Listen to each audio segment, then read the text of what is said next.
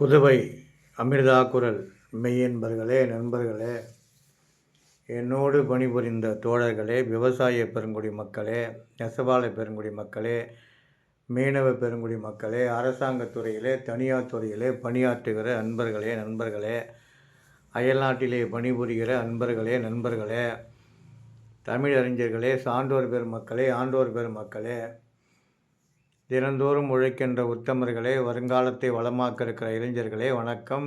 எங்கள் ஊர் அருகே உள்ள குலதெய்வ கோயிலுக்கு சென்றோம். வழக்கமாக தை மாதம் குலதெய்வ கோயிலுக்கு செல்வது வழக்கம். ஆனால் இந்த முறை சென்றது என்னுடைய பேரன் மொட்டையடித்து காது குத்துவதற்காக சென்றோம்.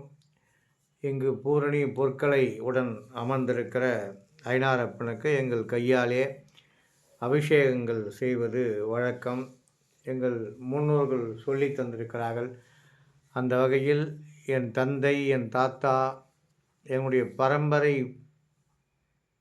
பாதங்கள் பட்டு வணங்கிய அந்த ஐனாரப்பன் ஆலயத்தில் நாமும் இருக்கிறோம் என்பதை நினைக்கின்ற போது எல்லாம் அவன் செயல் என்று சிவபுராணத்தில் ஒரு வரி வரும். அவன் அருளாலே அவன் தாள் வணங்கி என்பதை சொல்வதைப் போல இறைவன் அருள். ஒரு இயற்கையான சூழ்நிலையில் இருக்கிற இந்த ஐனாரப்பன் வயல்வெளி காட்டுக்கு நடுவிலே இருக்கிறார். கல்லும் முள்ளும் காலுக்கு மெத்தை என்று சொல்வார்கள். ஐயப்பனை வணங்க வேண்டுமானால் மலையை கடந்து செல்ல வேண்டும். அதேபோல ஐனாரப்பனை வணங்க வேண்டுமானால் காட்டு நடுவிலே நடக்க வேண்டும். கொஞ்ச தூரம் நடந்து இந்த ஐனாரை தரிசிக்க வேண்டும். ஆகவே உற்றார் உறவினரோடு, நண்பர்களோடு சென்று அங்கேயே உணவு தயார் செய்து அங்கேயே அமர்ந்து உணவு அருந்தி, அதேபோல் நம்முடைய தெய்வங்களுக்கு ஐனாரப்பனுக்கு அபிஷேகம் செய்து பஞ்சாமிர்த அபிஷேகம், தேன் அபிஷேகம், பால் அபிஷேகம், தயிர் அபிஷேகம், இப்படி வாசனை திரவியங்களை அபிஷேகம் செய்து தீபாரதனை காட்டி மிக அற்புதமான நிகழ்விலே கலந்து கொண்டு இப்பொழுது பஞ்சாமிர்த அபிஷேகம் செய்கிறார்கள். கடைசியிலே பஞ்சாமிர்த அபிஷேகம் செய்து அதை வணங்குவது வழக்கம். அந்த தெய்வம் குளிர வேண்டும், மனங்குளிர, நம்முடைய மனம் குளிர அவரை பொறுமையாக இருந்து அபிஷேகம் செய்து வணங்குகின்ற போது நமக்கு அந்த அபிஷேகத்தை பார்க்கிற பாக்கியம் நமக்கு இறைவன் கொடுத்திருக்கிறான் என்று தான் சொல்ல தோன்றுகிறது. அற்புதமான அபிஷேகம் செய்து அதை தீபாரதனை காட்டி, தீபம் எப்படி மேல் நோக்கி செல்கிறதோ அதே போல் நம்முடைய எண்ணங்கள் மேல் நோக்கி இருக்க வேண்டும் என்று முன்னோர்கள் சொல்லியபடி மிக அற்புதமான நிகழ்வை பார்த்து கொண்டிருக்கிறோம்.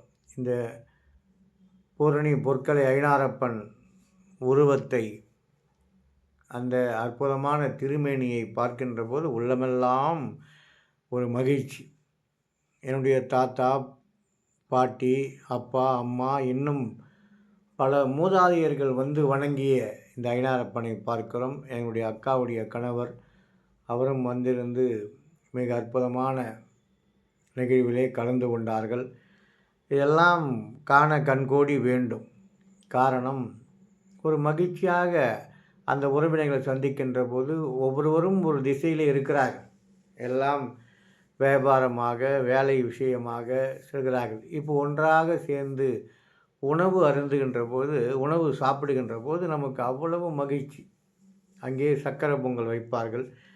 இறைவனுக்கு சக்கரை பொங்கல் வைத்து அது வெண்கல பானையிலே வைக்கின்ற போது அவர்களுக்கு இந்த வெண்கல பானை யார் கொடுத்தது, என் தாத்தா கொடுத்தார், பாட்டி கொடுத்தார் என்று அந்த பரம்பரையை சொல்வார்கள். நான் சீர்வரிசையாக என் பாட்டி எனக்கு கொடுத்தார்கள். இப்படி அந்த பழமையான அந்த வெண்கல பானைகளை அங்கே திடீரென்று ஒரு அடுப்பை உருவாக்கி செங்கல்லை வைத்து பக்கத்தில் கிடக்கிற விறகு எடுத்து தீ மூட்டி பச்சரிசி, வெல்லம் போட்டு, பால் போட்டு அந்த சக்கரை பொங்கல் வைத்து இறைவனுக்கு படைக்கின்ற போது அவ்வளவு ஆனந்தமாக அவர்கள் உணர்வார்கள். எல்லோரும் உணர்வோம். அந்த வகையில் இந்த ஐனாரப்பன் ஆலயம். ஐனாரப்பன் என்பது சிவனும் விஷ்ணுவும் சேர்ந்து உருவான குழந்தை ஐனாரப்பன் என்று சொல்கிறார்கள். ஆகவே இந்த குதிரையெல்லாம் பார்க்கின்ற போது குதிரை ஐனாரப்பனுக்கு வாகனமாக இருக்கிறது. விரைந்து வந்து நம்முடைய குறைகளை தீர்க்கக்கூடிய ஐனாரப்பன் ஆலயத்தில் இந்த குதிரையை நான் பார்த்து பார்த்து வியந்து போனேன். சிறு வயதிலிருந்து பார்க்கிறேன், எனக்கு வியப்பாக இருக்கிறது. இப்பெல்லாம் வண்ணம் தீட்டி அற்புதமான குடமுழுக்கு செய்து அந்த நிகழ்ச்சியும் நான் பார்த்தேன். எவ்வளோ அருமையான மனதிற்கு நிம்மதி. நடந்து செல்ல வேண்டும்.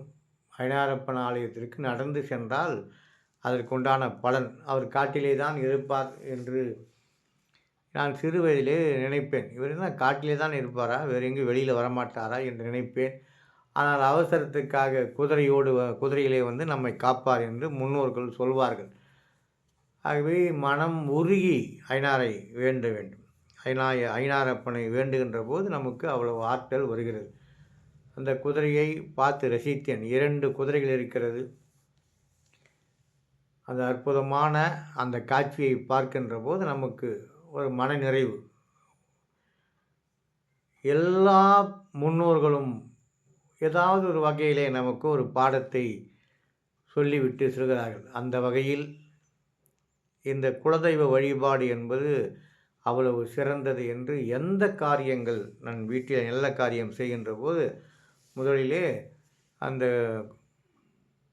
குலதெய்வத்தை வணங்க வேண்டும். கும்பாபிஷேகம் நடந்தபோது யாகசாலை அமைத்த இடத்தை பார்த்தோமா, இப்பொழுது அவர் நண்பராகத்தான் பழகுபவர். ஆகவே முடி திருத்துகிற கடை வைத்திருப்பவர், வித்வான். இவர் நன்றாக நாதஸ்வரம் வாசிக்கக்கூடிய அன்பர்.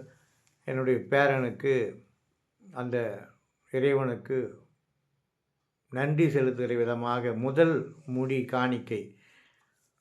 முடி என்றால் அரசன் அமர்ந்திருக்கிற அந்த முடி. அந்த முதல் முடியை நம்முடைய இறைவனுக்கு காணிக்கையாக செலுத்திவிட்டு அந்த காணிக்கையாக செலுத்துகிற நிகழ்வை தான் இப்பொழுது முடிகளைந்து காது குத்தி இறைவனை வணங்கி எங்கள் வாழ்வு சிறப்பாக இருக்க வேண்டும் என்று அந்த பூசாரி இறைவனிடம் வணங்கி திருநீர் வைக்கிற காட்சியை பார்க்கிறோம். அற்புதமான அந்த காட்சியை பார்க்கின்ற போது ரொம்ப மிகவும் இப்பொழுதே பேரன் வேண்டாம், என் முடியை எடுக்க வேண்டாம் என்று சொல்வதைப் போல தலையாட்டுகிறான். அந்த குழந்தைகளையும் நம்முடைய முன்னோர்களையும் நம்முடைய உறவினர்கள் நினைக்கின்ற போது ஒரு மனத்தில் ஒரு ஆனந்தம். ஆகவே முடி களைவதற்கு உண்டான அந்த இறைவனை வணங்கி அந்த தீர்த்தத்தை குழந்தைகள் மீது தெளிக்கிற காட்சியை பார்க்கிறோம். அதன் பிறகு அவர் முதல் முடியை உச்சந்தல் இருக்கிற முடி எடுத்து அங்கே கொடுக்கிறார். ஆகவே முடி களைவதற்கு உண்டான ஏற்பாடுகள் நடக்கிறது. ஆனால் குழந்தை அழுகிற காட்சி தான் நமக்கு தெரியும். ஒரு இடத்தை தேர்ந்தெடுத்து அங்கே அவர் அமர்ந்து தாய் மாமன் மடியிலே வைப்பார்கள். குழந்தையை வைத்து மொட்டையடிக்கிற வழக்கம் உண்டு. எனக்கும் சிறு வயதிலே இங்கு தான் மொட்டையடித்தார்கள். அவன் அழுகிற காரணத்தினால் என்னுடைய மகனே என்னுடைய பேரனை மடி சுமந்து கொஞ்சம் உற்சாகப்படுத்துகிற அவன் அழுகிற காட்சியெல்லாம் எனக்கு மனம் பொறுக்கவில்லை. சிறப்பு. தன்னுடைய சம்பந்தி அவர் பேரனை மடியிலே வைத்து முடி களைகிற காட்சியை பார்த்தோம். நிறைய இருக்கிறது. அதை பார்க்கின்ற போது மனது கொஞ்சம் கவலையாகத்தான் இருந்தது. ஏன் அழ வைக்கிறோம் என்று அழுது கொண்டே இருந்தான். அப்போதெல்லாம் எல்லோரும் உறவினர்களெல்லாம் என்னென்னமோ சொல்லி பார்க்கிறார்கள்.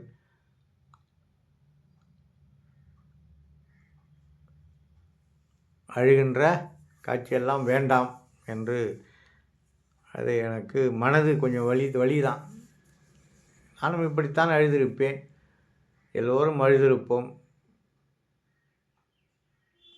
இறைவனுக்காக தன் முடியை காணிக்கையாக தர வேண்டும் என்று முன்னோர்கள் ஏதோ ஒரு காரணத்திற்காக அதை ஒரு முறையாக வகுத்து வைத்திருக்கிறார்கள்.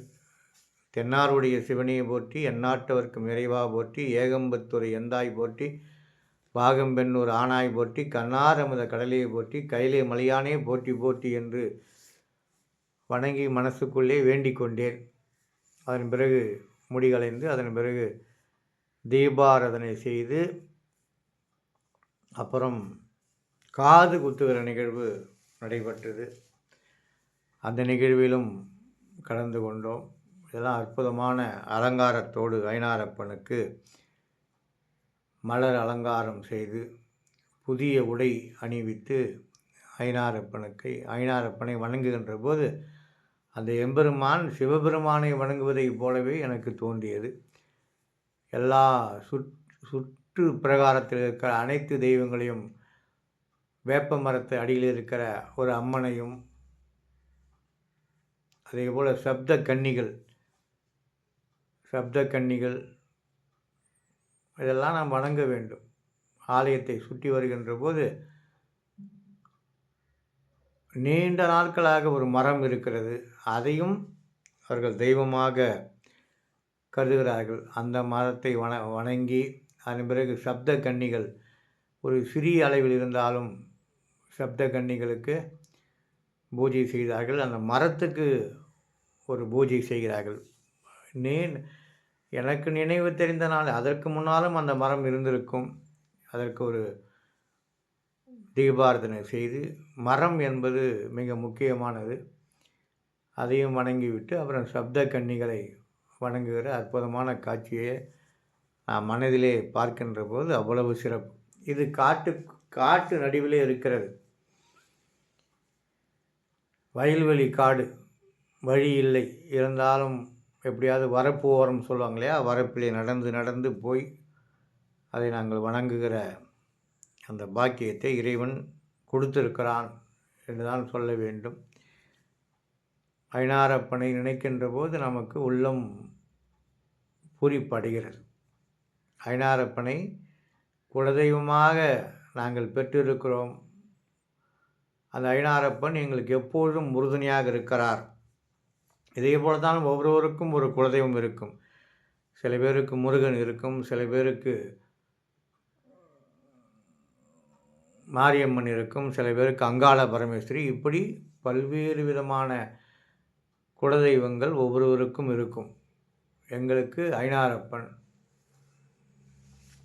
குதிரை, வேண்டிய வரத்தை தரக்கூடியது குதிரை. அந்த குதிரையை காலிலே ஒரு சீட்டை கட்டி வைத்தால் அது நிறைவேற்றி தரும். அந்த அளவுக்கு அந்த குதிரைக்கு ஆற்றல் இருக்கிறது. பைரவர் இருக்கிறார், நிறைய சிலைகள் இருக்கிறது. இந்த குதிரையை வணங்க வேண்டும். இந்த குதிரையைத்தான் ஐனாரப்பனை சுமந்து செல்கிற வாகனமாக மனதிலே ஏற்றி அந்த குதிரையை வணங்கி, குதிரையை சுற்றி வந்து வணங்கி, எவ்வளவு வேகமாக நமக்கு உதவக்கூடிய ஆற்றல், வேகமாக செல்லக்கூடியது குதிரை. ஆகவே இப்போது கூட குதிரை திறனை வைத்த ஹார்ஸ் பவர் என்று சொல்கிறார்களே, அந்த அளவுக்கு குதிரை மிக வேகமாக செல்லக்கூடியது. ஆகவே வேகமாக நம்மை காக்கக்கூடிய ஐனாரப்பன். ஐயனார் என்று சொன்னாலே ஒரு பெரும் தலைவனாக, உயர்ந்த தெய்வமாக, அதேபோல் நம்முடைய அற்புதமான தெய்வம் வீரன். ஐனாரப்பனுக்கு நண்பராக இருக்கக்கூடியவர் வீரன். அந்த வீரனையும் வணங்கி, எல்லா தெய்வங்களும் அங்கு சுற்றி இருக்கிறது, அதையெல்லாம் வணங்கி, எந்த குறையும் எங்களுக்கு வரக்கூடாது, எங்கள் உறவினர்களுக்கு, நண்பர்களுக்கு, தெரிந்தவர்களுக்கு ஐனாரப்பா கூட இருந்து எங்களை காப்பாற்றுப்பா. இந்த உலகத்தில் எவ்வளவு தெய்வங்கள் இருந்தாலும் ஐனாரப்பன் தான் காவல் தெய்வமாக. அந்தந்த ஊருக்கு பலவிதமான கருப்பண்ணசாமி, கருப்புசாமி, ஐயப்பன், இப்படி பல்வேறு விதமான தெய்வங்கள் இருந்தாலும் ஐனாரப்பன் தான் ஊரை காக்கக்கூடிய காவல் தெய்வமாக விளங்கியிருக்கிறார்கள் என்று நான் நினைக்கிறேன். நம்முடைய சபரிமலை ஐயப்பனுக்கு செல்ல முடியாதவர்கள் கூட இந்த ஐயப்பன் ஆலயத்திலே வந்து ஐயனார் ஆலயத்திலே வந்து வணங்குகிறார்கள். அந்த அளவுக்கு உயர்ந்த எண்ணத்தை, உயர்ந்த வளர்ச்சியை தரக்கூடிய ஆற்றல் ஐயனாரப்பனுக்கு உண்டு என்று நாங்கள் நம்பி ஒவ்வொரு ஆண்டும் அவரை வணங்கினால்தான் எங்களுக்கு ஒரு மன நிம்மதி ஏற்படும். தை பிறந்தால் வழி பிறக்கும் என்று சொல்வார்கள். அதேபோல் தை வந்தால் எங்களுக்கு ஐயனாரப்பன் கோயில் ஞாபகத்துக்கு வந்துவிடும். சென்னையில் இருந்தாலும், கோயம்புத்தூரில் இருந்தாலும், எந்த ஊரில் இருந்தாலும் நாங்கள் எல்லாம் ஒன்று கூடி அங்கு வந்து வணங்குவது வழக்கம். அதேபோல் என் தங்கைக்கு சுவாமி அருள் வருகிறது. எல்லோரும் ஒற்றுமையாக இருங்கள், மிக்க மகிழ்ச்சியாக நான் இருக்கிறேன் என்று சொல்லி ஒரு அருள் வாக்கு தந்ததை போல அவர்கள் தந்தார்கள். அந்த வகையில் எல்லோருக்கும் எல்லாம் கிடைக்க நான் உறுதுணையாக இருப்பேன் என்று சொல்லி எல்லோருக்கும் அவர்கள் கை கொடுத்து அது ஒரு குறி சொல்வதை போல, சத்தியம் வாங்குவதைப் போல அவர்கள் அந்த சாமி எங்களுக்கு அருள் தந்தார்கள். அது ஒரு சடங்கு. கை கொடுத்து நாங்கள் பெற்றுக்கொண்டோம். நாங்கள் கண் கலங்குகிற நிகழ்வாகத்தான் அது இருந்தது. எனக்கு ஒரு ஒரு நிமிடம் என்னையே அறியாமல் கண் கலங்கி விட்டேன். காரணம், அது ஒரு நம்பிக்கை. இறைவன் வந்து நமக்கு பக்கத்துணையாக இருக்கிறார் என்பதற்கு அறிகுறியாக அது எங்களுக்கு தோன்றியது.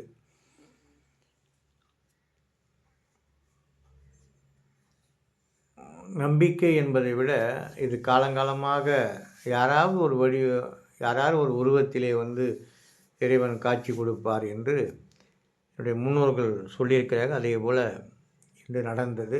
அது ஒரு சிறப்பு. எல்லாவற்றுக்கும் காரணம் நம்முடைய தூய்மையான அன்பு தான். இறைவனை நாம் தூய்மையான உள்ளத்தோடு வணங்குகின்ற போது ஒரு சிறு கல் கூட அதற்கு உண்டான ஒரு சக்தி உருவாகிவிடும் என்று என் அப்பா அடிக்கடி சொல்வார். இது செங்கல்லோ ஏதோ கருங்கல்லோ இல்லை சாணியோ நினைக்காதே.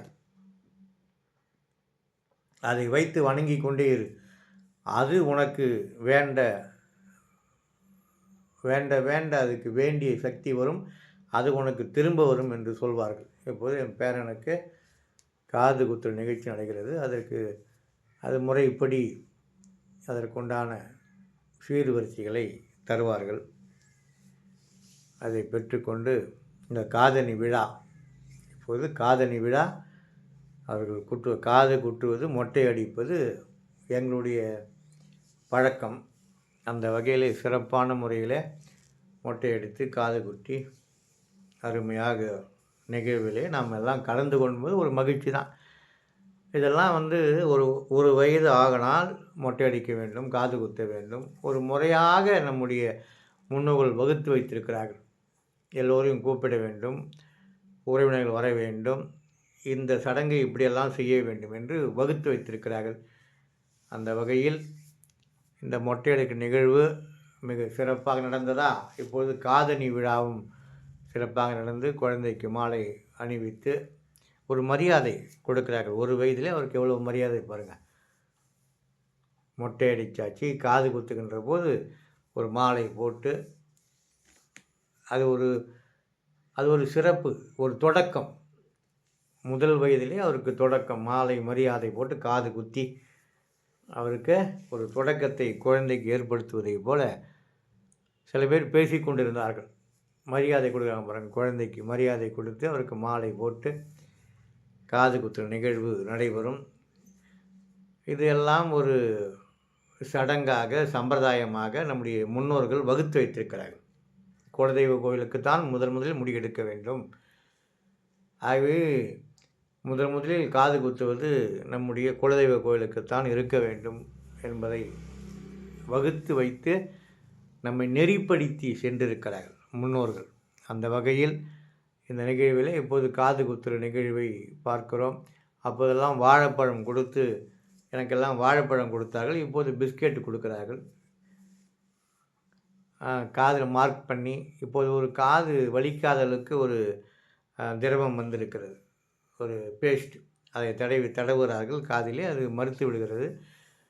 ஈஸியாக காதை அழாமல் இருப்பதற்கு அந்த விஞ்ஞான முன்னேற்றத்தில் இது நடந்து கொண்டிருக்கிறது. ஆனால் காது குத்துகிற நிகழ்வு தொடர்ந்து நடந்து கொண்டு தான் இருக்கிறது. அது ஒரு பாக்கியமாக நாங்கள் எடுத்துக்கொண்டோம். ஆகா, இறைவனுக்கு முன்னால், இறைவன் ஆலயத்திற்கு முன்னால் அமர்ந்து காது குத்துகின்ற போது எவ்வளவு அற்புதம்! மொட்டையடித்து காது குத்தி ஒரு சடங்கு சம்பிரதாயத்தை போல செய்கின்ற போது நமக்கெல்லாம் ஒரு சிறப்பாக இருந்தது. இதெல்லாம் பார்க்கின்ற போது நமக்கு என்னுடைய அப்பா ஞாபகம் எனக்கு வந்தது. அப்பா இல்லையே, எனக்கும் இப்படித்தானே செய்திருப்பார்கள், நானும் இப்படித்தானே அழுதிருப்பேன், என்னையும் சில பேர் கை காலை பிடித்து எனக்கும் காது குத்தியிருப்பார்கள் என்று நினைக்கின்ற போது அது தொடர்கதையாக இப்போது என் மகனுக்கு அதே நிகழ்வை செய்தோம். அடுத்தது என் பேரனுக்கு. அதன் பிறகு என் பேரன் என்னுடைய அவன் மகனுக்கு செய்கின்ற போது என் நினைப்பான். இதுதான் தொடர்கதையாக இருக்கிறது. தொடர்ந்து இதெல்லாம் நாம் செய்கின்ற போது நமக்கு ஒரு மன மகிழ்ச்சி, அவ்வளவுதான். வேற என்ன இருக்கிறது? எல்லோரும் ஒன்று கூடி டீம் ஒர்க்காக செய்ய வேண்டும் என்பதற்காகத்தான் இதெல்லாம் உருவாக்கி இருப்பார்களோ என்று எனக்கு தோன்றுகிறது. அற்புதமான நிகழ்வுகளை எல்லாம் கலந்து கொண்டு அதன் பிறகு கோயிலிலே நடைபெறுகிற அந்த தீபாராதனை நிகழ்ச்சி கடைசியில் இறைவனை வணங்கி எல்லோரும் பிரசாதங்கள் பெற்றுக்கொண்டு வீட்டுக்கு செல்கின்ற போது அவ்வளவு பெரிய ஒரு மகிழ்ச்சி. எல்லாருக்கும் அதற்குண்டான அந்த தாம்பலம் கொடுப்பார்கள். இறைவன் பாதத்தில் வைத்த எலுமிச்சம்பழம், வெத்தலைப்பாக்கு, வாழைப்பழம், பூ இதெல்லாம் கொடுத்து, தேங்காய் கொடுத்து ஒவ்வொருவருக்கும் அழைத்து கொடுத்து அவரெல்லாம் வீட்டிலே வைத்து வணங்குவார்கள்.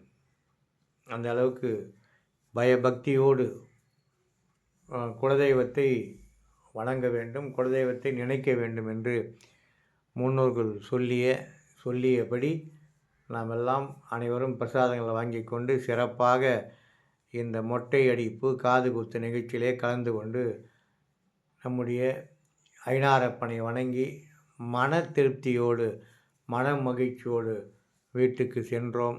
இதுதான் வாழ்க்கையிலே ஒரு மகிழ்ச்சி தரக்கூடியது.